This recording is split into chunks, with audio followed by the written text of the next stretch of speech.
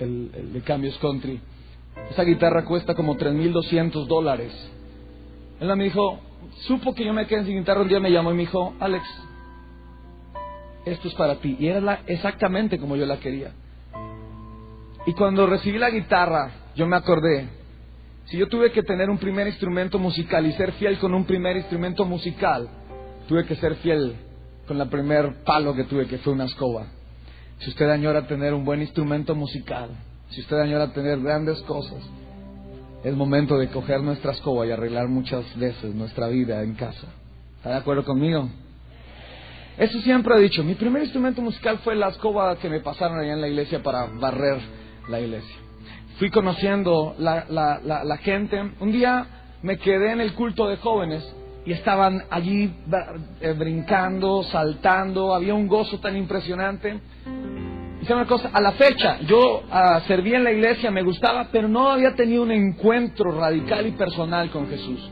Ese día, al ver toda la gente saltando, pues yo saltaba. No iba a ser el oso de quedarme ahí quieto como un tonto.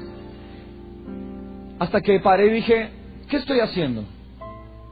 ¿Qué estoy haciendo? Estoy haciendo el ridículo. Esto no tiene... Ya tenía como 12 años de edad. Esto no tiene por qué. ¿Por qué estamos saltando? ¿Saltando a Dios? ¿Acaso Dios existe? Comencé a hacerme todas las preguntas que no me ha hecho en esos 2 años. ¿Acaso Dios existe? ¿Acaso es que esto es una farsa? Para mí la iglesia era una farsa. Y comencé a hablar. Yo me acuerdo que me quedé mirando una bombilla. Y comencé a hablar con la bombilla. Dije, a ver, si tú eres Dios y si eres tan bueno como dices y dicen ellos, ¿por qué te llevaste a mi papá? Esa era la primera vez que volví a hablar de mi papá. ¿Por qué te llevaste a mi papá? Comencé a decirle, eres malo, porque tú permitiste que mi papá fuera detrás de otra persona.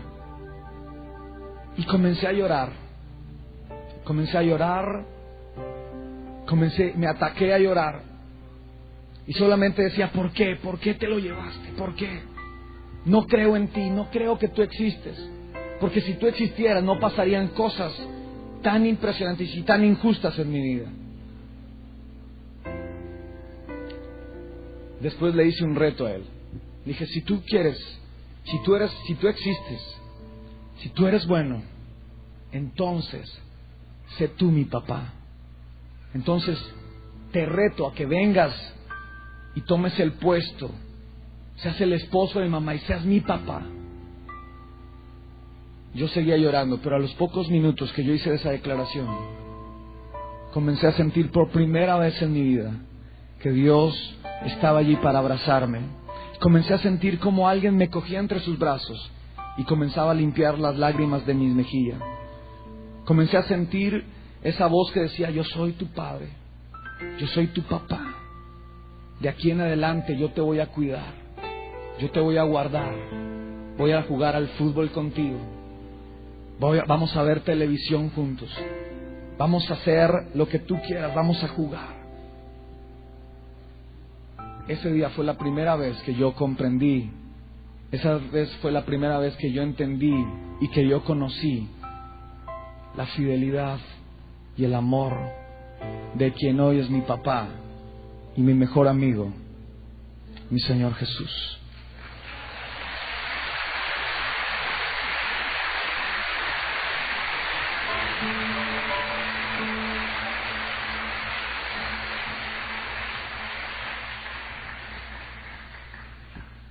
Desde ahí en adelante comencé a hacer el aseo con mucho más alegría, porque sabía que eso, que para algunos es poco, que para algunos es nada, era lo mucho que yo podía dar para poder servir. Qué privilegio era poder servir en la casa del Señor. Qué privilegio era que yo pudiera, aunque sea, recoger una silla y que Dios dijera, Alex, tú eres el encargado de las sillas. Eso era para mí un honor. Aparte de que Él era mi amigo, aparte que Él jugaba fútbol conmigo, aparte que Él era el Señor, también era la persona el cual me delegaba una función. Y para mí era un privilegio poder servirle a Él, en lo que fuera, en lo que fuera.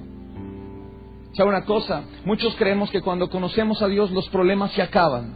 Los problemas pueden continuar, pero hay una diferencia. Ya los problemas no son suyos. los problemas, hay otra persona que pagó el precio y que va a caminar con usted, va a ayudar y que va a cargar esa carga por usted.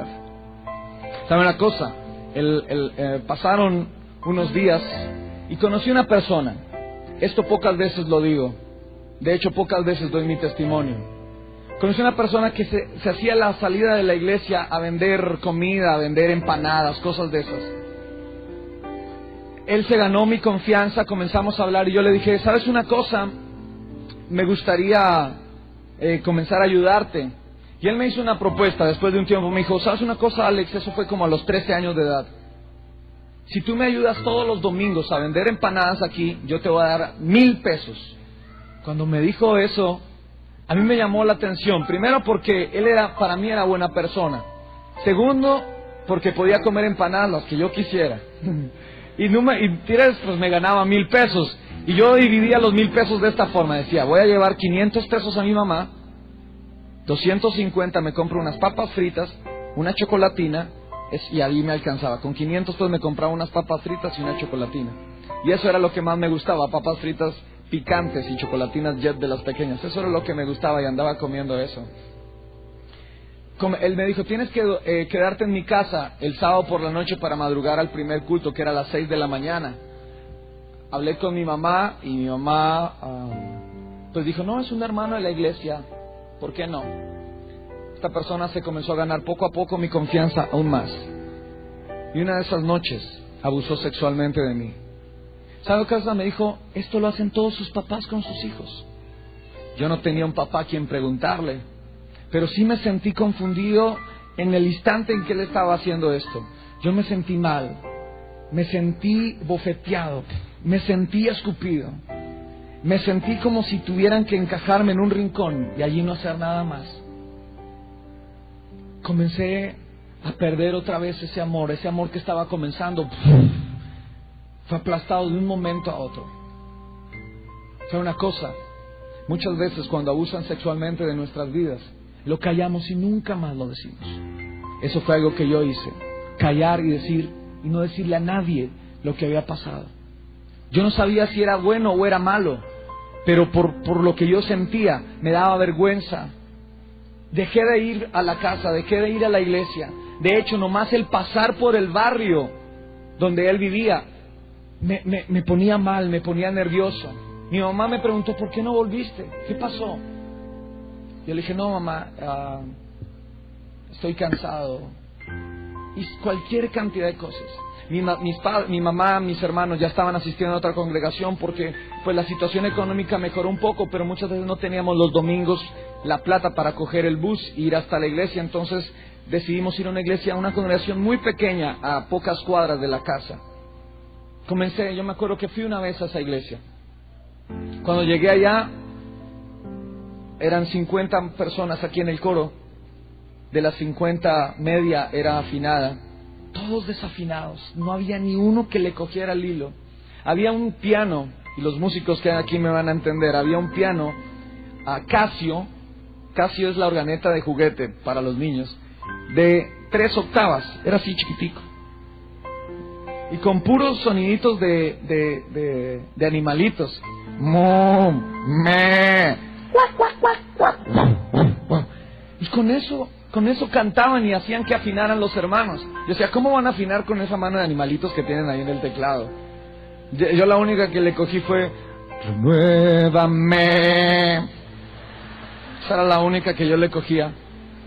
¿Sabe una cosa? Ese día fui a la iglesia y como venía tan confundido, venía tan apachurrado, me sentía tan sucio, no me llamó la atención a la iglesia. Después me subí que a la escuela dominical, a la clase dominical con los niños, y sale la pastora que era bien, o sea, eso fue un trato de Dios conmigo, porque desde que me vio como que me cogió una, entonces me la tenía así al pelo.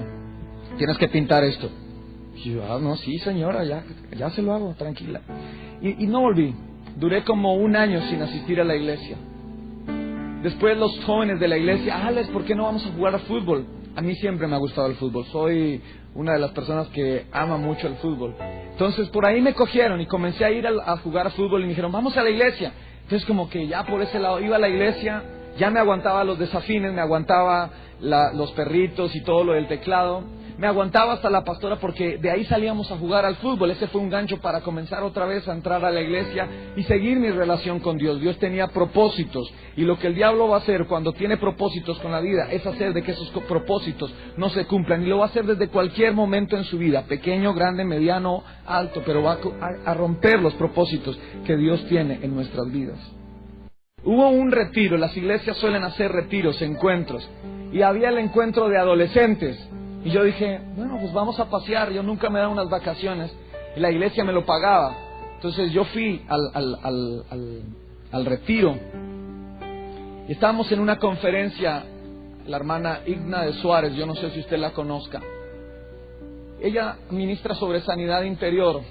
Y estaba hablando, y en la administración todos teníamos los ojos cerrados, y dijo, hay un chico aquí que fue dejado por su papá y que fue abusado sexualmente por alguien. Cuando yo escuché eso, comencé a temblar. Yo dije, yo a nadie se lo conté. Pero si se lo conté a alguien, ¿cómo lo supo ella? Yo lo único que pensaba era, ¿cómo sabía ella que era yo? Ella dijo, no voy a hacerte levantar la mano, simplemente yo sé que estás ahí. Y Dios me está diciendo que estás ahí. Dios te dice en esta noche que te va a sanar, que te va a limpiar y que te va a restaurar. Y que no importa el daño que te han hecho, Él sigue siendo tu papá, tu Dios, tu cuidador, tu sanador. Ese día comenzó el proceso de sanidad y restaurar todo aquello que me había ocultado por algunos años.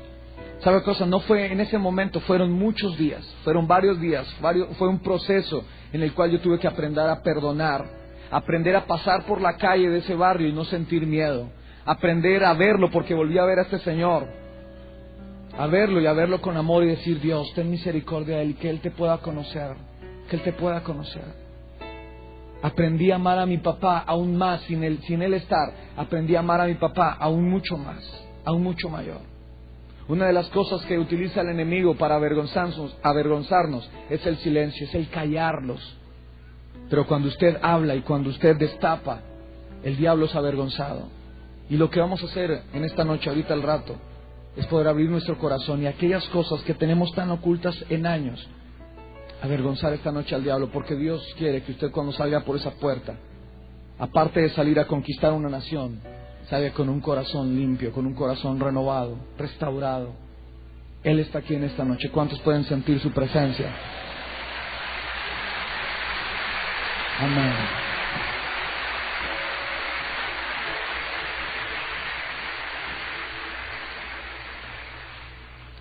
Se terminó el retiro y el pastor, mi pastor en ese tiempo se llamaba Flaviano Estupiñán, de la iglesia de Filadelfia. Es así bien pequeñito, queda como así de pequeñito. Entonces dijo, bueno, ya son los 8 años de la iglesia, ¿por qué los adolescentes no hacen algo para la iglesia, presentan algo para la iglesia? Yo no sé qué me pasó a mí, pero sentí como si me hubieran empujado así. Yo, queremos cantar. Y queremos, eso sonó a buceta llena, queremos. Nadie estaba a mi lado. Todos queremos, y todos hicieron para atrás un paso. Yo quedé solo. Entonces dije, sí, yo quiero cantar, y tenía que escoger entre todos los cobardes que estaban ahí atrás.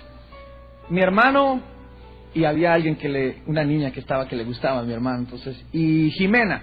Ellos dos, y ellos hicieron cara así como que, ay, ¿qué nos está haciendo este? Y sí, queremos cantar una canción. En ese tiempo, aquí en Colombia, aquí en Cúcuta, yo creo que pasó el tiempo del racionamiento. ¿Se acuerda que quitaban la luz a la mañana, al mediodía, por la noche? Ese tiempo, fue algunos años atrás. Entonces yo me acuerdo que estábamos en el colegio, salíamos del colegio. En el colegio a mí me enseñaron a tocar la flauta dulce.